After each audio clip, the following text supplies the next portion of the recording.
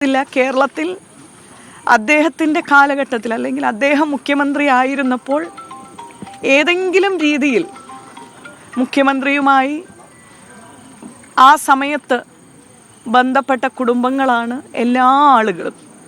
ഞങ്ങൾക്കൊക്കെ ഇപ്പോൾ KSUവിലൊക്കെ പ്രവർത്തിക്കുന്ന സമയങ്ങളിൽ തിരുവനന്തപുരത്ത് ചെല്ലുമ്പം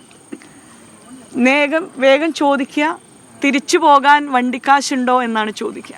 അപ്പോൾ ആൾക്കൂട്ടത്തിനിടയിൽ നിന്നുകൊണ്ട് ഞങ്ങളോടത് ചോദിക്കണമെങ്കിൽ ഞങ്ങൾക്കുള്ള ഒരു കരുത്തുണ്ട്, ഞങ്ങളെക്കുറിച്ചുള്ള ഒരു കരുതലുണ്ട്, ഒരു ശ്രദ്ധയുണ്ട് എന്നുള്ളതാണ് അദ്ദേഹത്തിൻ്റെ ആ ചോദ്യത്തിൽ നിന്ന് നമുക്കൊക്കെ മനസ്സിലാക്കാൻ സാധിച്ചത്.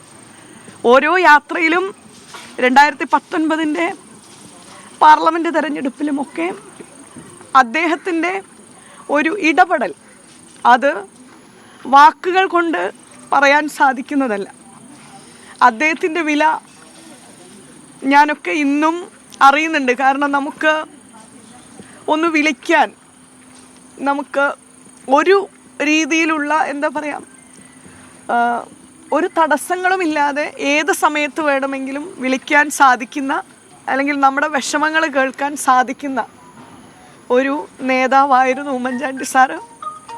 പാർലമെൻറ്റ് കഴിഞ്ഞ തെരഞ്ഞെടുപ്പിലും അദ്ദേഹത്തിൻ്റെ അരികിൽ വന്ന് അനുഗ്രഹം മേടിച്ചിട്ടാണ് പോയത്. പ്രിയപ്പെട്ട ചണ്ടി ഉമ്മൻ MLA ഞാൻ വിളിച്ചപ്പോൾ തന്നെ വരൂ, ഞാൻ എത്തിയിട്ടുണ്ട് എന്ന് പറയുമ്പോൾ DCC പ്രസിഡന്റ് സുരേഷ് ചേട്ടനും ഈ കാത്തിരിക്കുന്ന ജനങ്ങളും എല്ലാം ഞങ്ങളെപ്പോലെയുള്ള ആളുകൾക്ക് ഞങ്ങൾ വരുമ്പം അത് ഉമ്മൻചാണ്ടി സാറ് കാത്തു നിൽക്കുന്നതായിട്ടുള്ള ഒരു ഫീൽ തന്നെയാണ് എന്നുള്ളതും ഈ അവസരത്തിൽ പറയാണ്. അദ്ദേഹത്തിൻ്റെ അനുഗ്രഹം മേടിച്ചുകൊണ്ട് ഈ ഉപതെരഞ്ഞെടുപ്പിലുള്ള യാത്രയിൽ തെരഞ്ഞെടുപ്പ് പ്രചരണങ്ങൾക്ക് നേതൃത്വം കൊടുക്കുമ്പോൾ അദ്ദേഹം ഞങ്ങൾക്ക് പകർന്നു നൽകിയിരിക്കുന്ന ആശയങ്ങളും അദ്ദേഹം ഞങ്ങൾക്ക് വഴി കാണിച്ചു തന്നിരിക്കുന്ന മാതൃകാപരമായിരിക്കുന്ന കാരുണ്യ പ്രവർത്തനങ്ങളുമെല്ലാം ഞങ്ങൾക്കൊരു പാഠപുസ്തകം തന്നെയാണ്.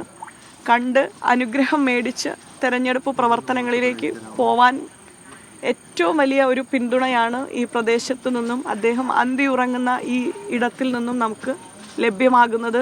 അത് തന്നെയാണ് ഞങ്ങളെല്ലാവരും പുതുപ്പള്ളിയിലേക്ക് ഓടിയെത്തുന്നത്.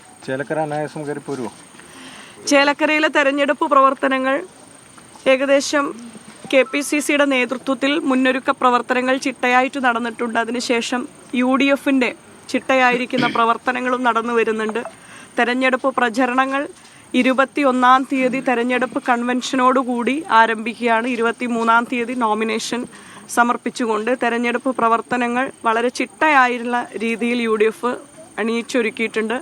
ആ പ്രവർത്തനങ്ങൾ വളരെ ചടുലതയോടുകൂടി മുന്നോട്ട് പോകുമ്പോൾ ചേലക്കര കോൺഗ്രസിനൊപ്പം ഐക്യജനാധിപത്യ മുന്നണിക്കൊപ്പം കേരളം കാത്തിരിക്കുന്ന, സാധാരണക്കാരൻ കാത്തിരിക്കുന്ന, കാസർഗോഡ് മുതൽ തിരുവനന്തപുരം വരെ കാത്തിരിക്കുന്ന ഒരു റിസൾട്ട് ചേലക്കരയ്ക്കുണ്ട്. കോൺഗ്രസിനൊപ്പം UDFനൊപ്പം ആ റിസൾട്ട് ഉണ്ടാകും.